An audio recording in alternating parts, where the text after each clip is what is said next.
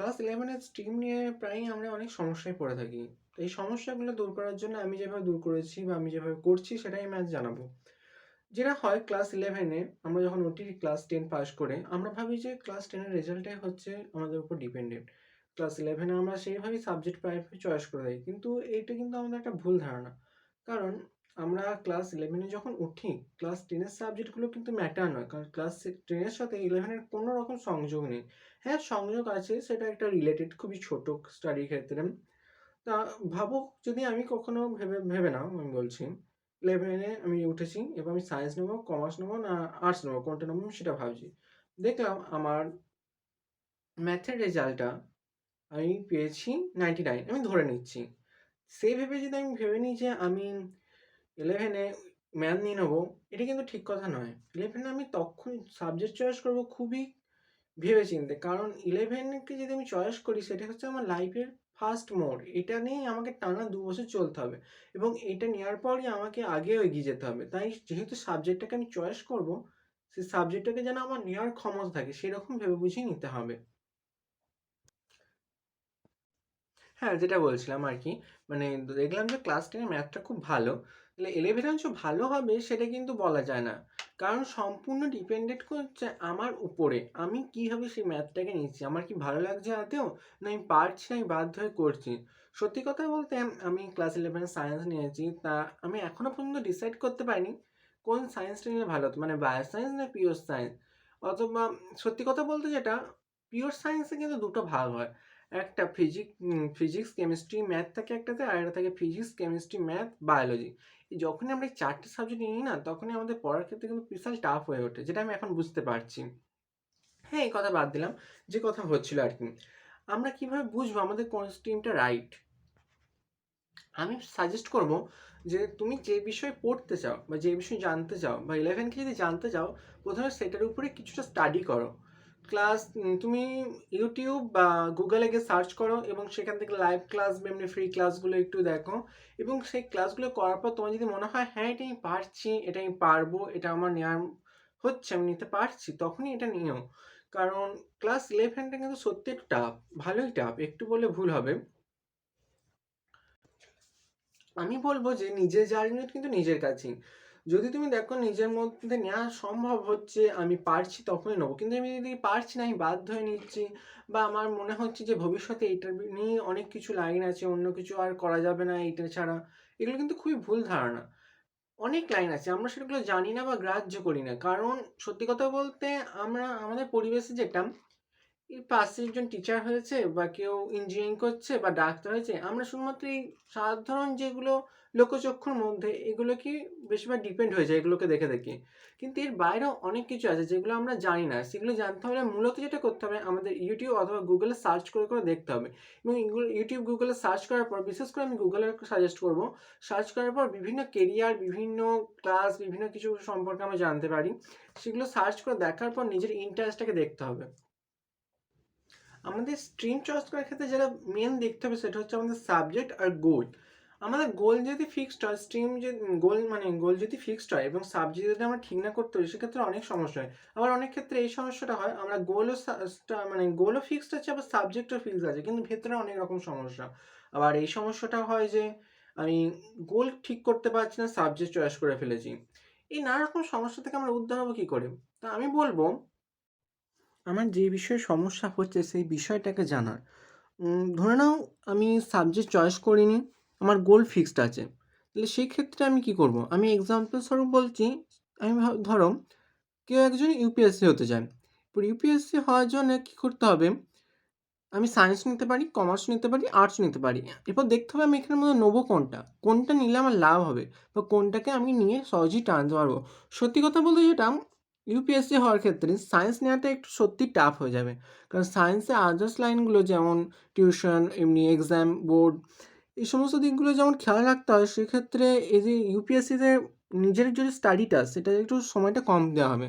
কিন্তু কমার্স বা আর্টস নিলে আমি বলবো সময়টা একটু বেশি দেওয়া যেতে পারে। শুধু তাই নয়, এক্ষেত্রে আমাদের আরও যে জিনিসটা খেয়াল রাখতে হবে সেটা হচ্ছে আমাদের ইন্টারেস্ট। আমরা আর্টসে ইন্টারেস্ট আছে না কমার্সে ইন্টারেস্ট আছে না সায়েন্সে? আমি এটা কী করে বুঝবো? আমি বললাম যেটা, আমাদের এটার ব্যাপারে কিছুটা স্টাডি করে দেখতে হবে। এরপর স্টাডি করার পর আমাদের যদি দেখি আমাদের ইন্টারেস্ট আসছে, আমরা বুঝতে পারছি যে আর্টস পারছি আমরা বা কমার্সে পারছি বা সায়েন্স নিতে পারছি, সেক্ষেত্রে সেইরকমভাবে আমরা সাবজেক্ট চয়েস করব। আর যদি ধরো এনএডি হতে চাইছি, সেই এনএডির দুটো অপশন আছে, ধরে নাও আর্মি বা এয়ারফোর্স বা নেভি। যদি আমি আর্মির কথা বলি, সেক্ষেত্রেও কিন্তু সে একই স্ট্রিম আসছে, মানে সায়েন্স অথবা কমার্স বা আর্টস। এরপর সেই তিনটের মধ্যে কোনটা নেবো, যেটা আমার ভালো লাগছে, যেটা আমি পারছি, যেটা আমি বুঝছি। এবার বুঝবো কী করে? বোঝার একটাই উপায়, আমি যেটা বললাম প্রথমে, আমাকে সেই ব্যাপারে আরও ডিটেলসে জানতে হবে। সেই ব্যাপারে সার্চ করবো গুগলে সার্চ করার পর জানবো, বা বিভিন্ন ক্লাসগুলো করবো, ক্লাসগুলো পড়ার পর বুঝতে পারবো যে হ্যাঁ, এটা হচ্ছে, আমি পারছি নিতে। যদি এয়ারফোর্সের কথা বলি, এয়ারফোর্স বা নেভি, সেক্ষেত্রে কিন্তু পিসিএম নিতেই হবে, কিছু করার নেই, এটা বাধ্যতামূলক।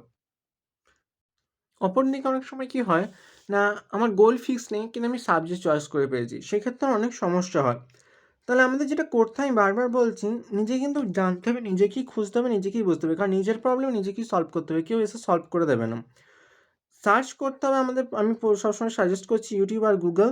নিজেকে সার্চ করে জানতে হবে যে কী কী কেরিয়ার অপশন আছে সাবজেক্টগুলো নিলে, সাবজেক্টগুলো নেওয়ার পর আমার কী কী লাভ হবে।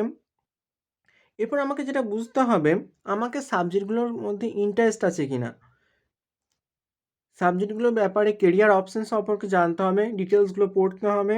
যদি কোনো রিলেটিভ বা আত্মীয়স্বজন বা কোনো দাদা দিদি সেই সমস্ত সাবজেক্ট নিয়ে পড়ে কোনো কিছু একটা কেরিয়ারে ঢুকে যায় এবং সেই কেরিয়ারটা তোমার যদি ইন্টারেস্ট হয়, তুমি সেটার ব্যাপারে সেই দাদা দিদির সাথে ডিসকাস করে জানবে, তারপর সেটার ব্যাপারে ফাইনাল সিদ্ধান্ত নেবে।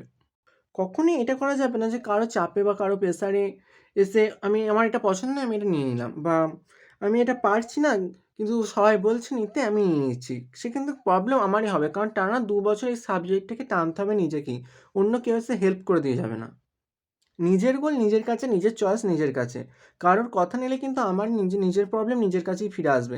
তাই নিজের প্রবলেম সবসময় সলভ করার জন্যে আমাদের যেটা করতে হবে, আমাদের সেই স্ট্রিমটা বা সেটার ব্যাপারে অনেক কিছু ডিটেলসগুলো জানতে হবে। জানার পর সেগুলো করতে হবে। এখানে একটা আমি বিশেষ কথা বলে রাখি, অনেক সময় যেটা হয় স্কুলে গিয়ে আমরা ভাবি যে স্কুলে এ কটা সাবজেক্ট আছে আর অন্য সাবজেক্ট নেই, তাহলে অন্য নেওয়া যাবে না। মানে সায়েন্সের ধরো, আমি বলছি সায়েন্সের মেন যেগুলো হয় ফিজিক্স, কেমিস্ট্রি, ম্যাথ, বায়োলজি। এছাড়াও বাংলা, ইংরাজি, বেঙ্গল মিডিয়ামে আমি বলছি কম্পালসারি। আর অন্য সাবজেক্ট নেই যে নেই। কিন্তু এটা কিন্তু সম্পূর্ণ ভুল ধারণা। স্কুলের সাবজেক্ট নিতে কী হয়েছে, সরকারিভাবে প্রায় 35টার বেশি সাবজেক্ট অনুমোদন করা হয়েছে। এরপর এর মধ্যে আমি যে কোনো সাবজেক্ট চয়েস করতে পারি সায়েন্সের সাথে। টোটাল আমরা 6টা সাবজেক্ট চয়েস করতে পারি, যার মধ্যে একটা 4th সাবজেক্ট হয়।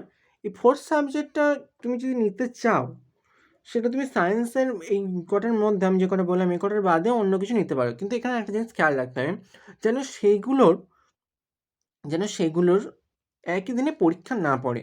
সেক্ষেত্রে তুমি কোনো টিচারের সাথে ডিসকাস করলে বা স্কুলের হেড টিচারের সাথে ডিসকাস করলে এগুলো আমরা জানতে পারি।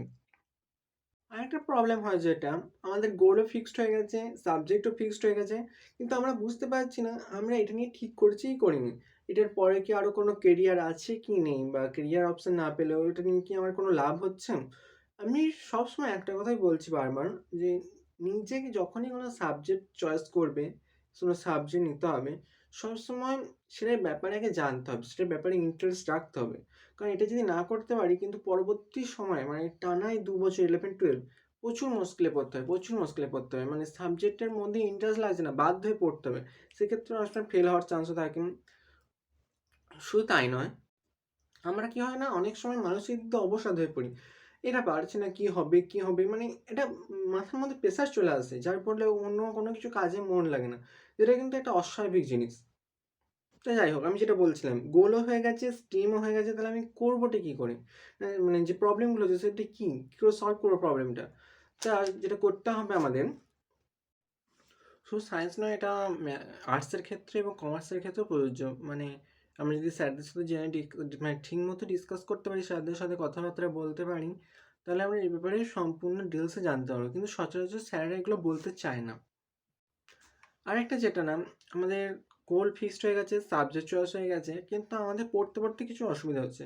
সেক্ষেত্রে আমি সাজেস্ট করব, আমাদের যেহেতু সব চয়েস করা হয়ে গেছে, আমাদের মাঝখানে যে প্রবলেম হচ্ছে, সেই মাঝখানে প্রবলেমটাকে সলভ করতে হলে নিজেকে কিন্তু উঠে পড়ে লাগতে হয়। মানে হয়তো দেখলাম স্কুলের স্যারদের সাথে বা টিউশনের সাথে গিয়ে ডিসকাস করছি, এবার স্যাররা মানে একটু বকাঝকা দিচ্ছে, হয়তো ভয় পেয়ে যাচ্ছি। কিন্তু স্যারদেরকে বারবার বলতে হবে। কিন্তু সেক্ষেত্রে যদি কাজ না হয়, আমি অনলাইন টিউশন সাজেস্ট করব। অনলাইন টিউশন বলতে আমি বলছি না যে অনলাইন কোর্স করো। আমি বলব যে, যে সমস্ত ফ্রি লাইভ ক্লাসগুলো বা এমনি ক্লাসগুলো আছে YouTube এ সেইগুলো দেখো। বিশেষ করে ফিজিক্স, কেমিস্ট্রি, ম্যাথ, বায়োলজি এই সায়েন্সের সাবজেক্টগুলোর জন্য আমি ফিজিক্সওয়ালা আনএকাডেমি সাজেস্ট করছি। এছাড়া আরও অনেক কিছু অ্যাপ আছে। বাইজুসও ভালো পড়ায়। আর আর্টস গ্রুপের জন্য আরও অনেক কিছুই আছে। তোমরা ইউটিউবে সার্চ করলে বা গুগলে সার্চ করলে খুব সহজেই পেয়ে যাবে। এটাই আমার সাজেশন। আমিও এই লাইনেই চলছি, এই পথেই চলছি।